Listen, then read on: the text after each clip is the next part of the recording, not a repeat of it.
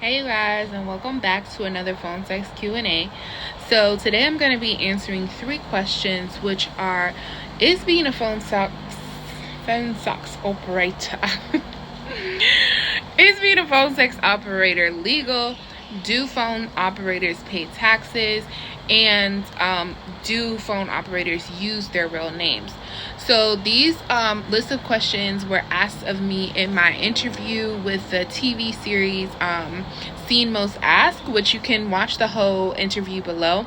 But a lot of the questions I didn't get a chance to answer them fully, and some of them weren't even asked. So this one, these are some of the ones that weren't really asked or I didn't really get to expand upon. So let's jump right into it. So is being a phone operator legal? Yes, being a phone operator is legal. It's not illegal, and it's not necessarily one of those things where it's heavily regulated, like by the government or something that I know of. I know that certain websites have different rules. So, for example, some of the websites do allow you to talk about like more taboo topics and things like that. And so, definitely, if you're deciding to get into this, you want to decide like kind of what your boundaries are when it comes to certain conversations you want to have, because it can go very, very far depending on which websites you're on. So the primary website that I work on, they have a lot of rules in place that block out like a lot of things. Like, for example, you can't even use like certain pictures in your background of like teddy bears, or even if it's like there was one time I had a picture of my model with a Hello Kitty balloon, and they were like, no, you can't put that in there. Why? Because of bestiality. They do not allow bestiality. They don't allow anything with underage play. They don't allow anything with blood, anything with any bodily fluids besides the ones, the ones that we, would normally be talking about when it comes to sexual fluids. But yeah. So they don't allow any of that type of stuff. And there's a lot of different rules. Like, you can't do anything with incest. You can't do anything with certain racial slurs and stuff like that being displayed prominently on your profile. So that is how that website is set up. But on the contrary, on some other websites, they allow everything. So those websites are kind of like no taboos. So that means nothing is taboo, nothing is off limits, anything goes. So some people are able to like be able to handle those type of conversations. Some people aren't. For me, I prefer to have the rules in place because I don't really like to talk about certain things. And so I like having the rules in. But as far as like the law goes, because we are dealing in something that is not real life and it is all just fantasy, there isn't really anything to do with laws that come into play with this. So I just want to pause right here and say, when I say there's no laws, I mean like for you as the individual phone operator. First and foremost, I'm not a lawyer. I'm not giving you legal advice. I hear a lot of people saying that. I'm not sure why, but I'm gonna say it too. Okay, no, seriously, there's no things that in place for you as a visual PSO, but the websites themselves do have to abide by certain laws and whatnot. Now, as far as it being legal for you to work, you do have to be over the age of 18. I don't know if I already just mentioned that or said that, but you do have to be over the age of 18. A lot of websites, I think all websites that you will work on, require you to provide some type of verification. So with that being said, being a phone sex operator is legal, and it's one of the safest things that you can do with this type of work that there is. So moving right along to our next question. Do phone sex operators use their real names? I mean, that's a very objective question. I'm sure there are some phone sex operators who use their real name, but most of us do not use our real names.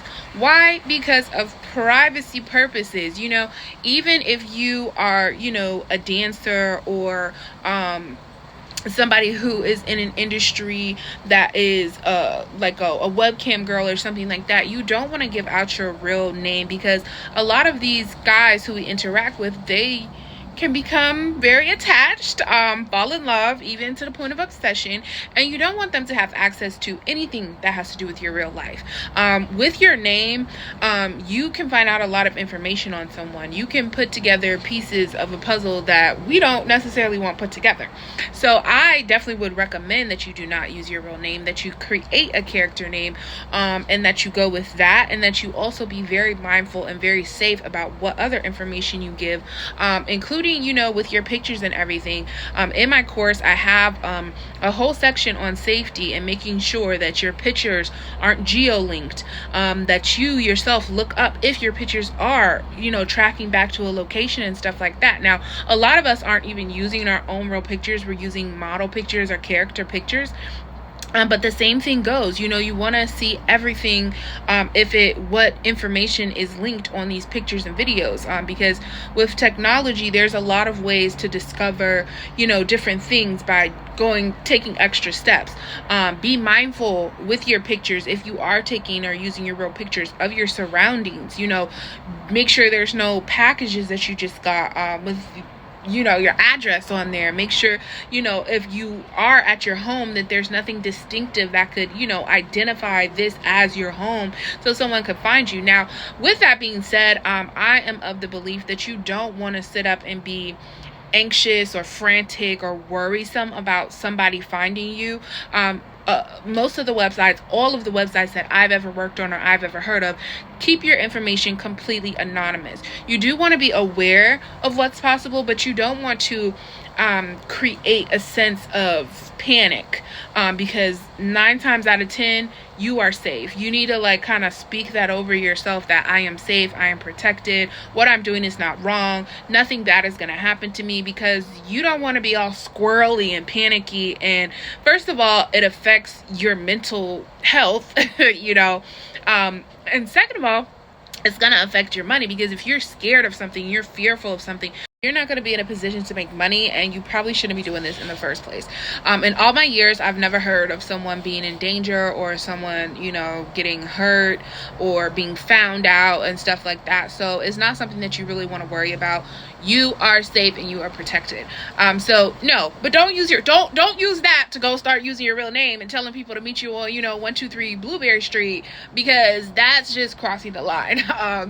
So yeah, that is, to answer that question, not really. We don't use our real names and stuff like that. So the next and final question, which I get a lot, and I'm very I'm not hesitant, but I always let people know, I am not a tax advisor. I have an accountant who handles all of that stuff for me, but it is, do phone sex operators pay taxes? And the answer would be yes. If you pay taxes, which most people do, then you will be paying taxes for this. Speaking of tax experts, this Sunday at 7 p.m., we do have a tax expert joining us on our Patreon live stream at 7 p.m. Eastern Time, February 18th. I'm super excited because she is also a phone actress and a member of the Pretty Pink Profit family.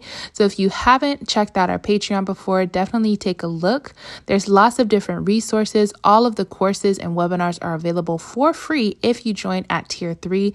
We also have a private Discord for Tier 3 members where there's multiple channels, from a book club with over 20 or 30 books that you can read about different topics in the industry, to an ideas and motivation channel, to even being able to be with each other as you're taking call live.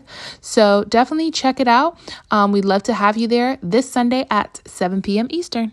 Now, how it works is different with each company, but you will most likely be a independent contractor. So that's like a 1099 contractor, which means that you will not be an employee. Now, there are some companies where you will be an employee, and those are the ones where you get paid by the hour.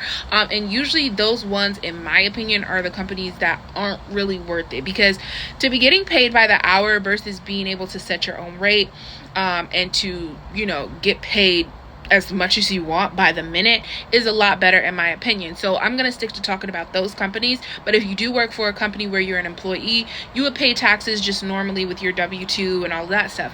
But as a 1099 contractor, you are someone who isn't really going to be getting any type of benefits. You're going to be getting paid in terms of just what you make, and then you have to pay back, depending on your state, whatever taxes go into that. So with that also comes deductions. So what I love about being an independent contractor is that you can write off a lot of things. So you can write off the money that it may have cost for you to advertise yourself. You can write off any type of training, like if you purchased my course or my one-on-one coaching or went to one of our webinars, you can write those things off as trainings. So there's a lot of different deductions that come into place with being an independent contractor. And for me, unless you're well informed about taxes and stuff like that, I go to someone who I can sit down, talk to. She knows exactly what I do, and she can do all of the deductions and make it so that I don't have to pay so much back in taxes. But my advice to people is to always put aside a certain percentage for your taxes to pay back when it comes to this type of stuff, and work with someone who you feel comfortable with doing these things. And actually, in our Facebook group for the Pretty Pink Profit company, we have someone who specializes in taxes. She's a phone operator herself, and she also posts different tips about taxes when it comes to this industry. So most of the websites, they will like itemize everything that you've made versus everything that you spent. And another thing to talk to your specific tax person in your specific state about is when you are given tributes, which a lot of websites, not all websites, have a system where the customer can just kind of gift you money without you having to talk to them or chat with them. It's just kind of like a donation or a gift. And donations and gifts aren't taxable. They're donations and gifts. So mention that to your tax person as well, and write off as many things as possible. Keep track of all your income and all of that good stuff so that you're, able to do things the right way. Now, another aspect to this is, for some companies, I can't speak for all, but the company that I mainly work on, you are able to work under an LLC. So you are able to, instead of using your social security number, you can use your EIN number in order to work. And so this can set you up in a different way to have to structure your business, because it is a business. So this not only can help you out with, certain tax write-offs and being in a, keeping things sort of separate from, your personal taxes and stuff like that. But you also, if you do it the right way, and I have a lot of information about this on my Patreon. I paid for this whole big thing of this girl who really explains it well. But it can set you up to get funding from different lenders and stuff like that, as well as set you up to get business credit. So funding is different from business credit. They're two different things. And so both of those things you have access to if you do this as a business. So definitely good, some really good things that can come aside from just the money you make as a phone operator. You can really structure this in a way where you can get this lending and get this business credit. And of course, these are things that you do have to pay back. But if you do it the right way and you invest it into a business that you've always wanted, or that that works, you can get a return on your investment, and with the funding you actually pay it back from the money that you make. So you don't just pay it back like in installments, you only pay it when you make money. And another thing about having an LLC and structuring your business that way is that it's not tied to you. So if anything happens to where, hey, I don't really have the money, it's not like your personal funds can be liquidated and all of those different things, because you're protected by your corporation or your business structure or whatever. Like, once again, I'm not an expert on that, but I do advise with different experts. And like I said, in my Patreon, I do have a lot of information on business funding and stuff like that. And that's something that actually in the new year we're going to be working on to get set up and really be aggressive with getting this funding as well. Brainstorming and finding some low risk businesses for us to invest in and get a good ROA and ROI, not ROA. See, I told you I'm not an expert, just kidding though. But yeah. So to answer that question, yes, phone operators do pay taxes just like everyone else. And so, yeah, definitely take care of those things, with you do have to make a certain amount in order for the actual company to send you like your itemized 1099, but they do provide a way for you to keep track of it yourself. And you should always keep track of those things yourself. So to answer those 3 questions for you, I hope that clears up anybody anybody who's interested in this and had worries or concerns or just wanted to know, how it works with those type of things. I do also want to mention that for my course, that the Six Figure Pillow Talker Masterclass, we do have a 2024 update. So if you've already purchased the course before, you don't have to pay for the update. But if you haven't purchased the course, definitely check it out, because there's lots of new things in there that apply to right now. Honestly, not much changes when it comes to this. Like, it's pretty straightforward. You talk on the phone, you pick up the phone, you get paid by the minute, and that's that. But there are some things that, just for me teaching this over the past 4 years, that I've learned, that I've seen, especially dealing with like all of the AI technology that's available, dealing with things that I see people struggle with and people, be successful with, is included in there now. So definitely, if you haven't been on the website before, go check it out. There's lots of good stuff on there. And if you want to get access to all of those things, together in one bundle, save some money, spend some time with me. We go live once a week in our Patreon. We have a private VIP Discord group, and we have lots of books and resources available on there. So definitely check us out on Patreon. I really, really hope you guys enjoyed this video. I'm going to be coming back with some more Q&As and stuff like that. So stay tuned. And remember, don't chase the bag, make the bag chase you. I love you. Make sure you love yourself. Peace. I know you got all dressed up for the club.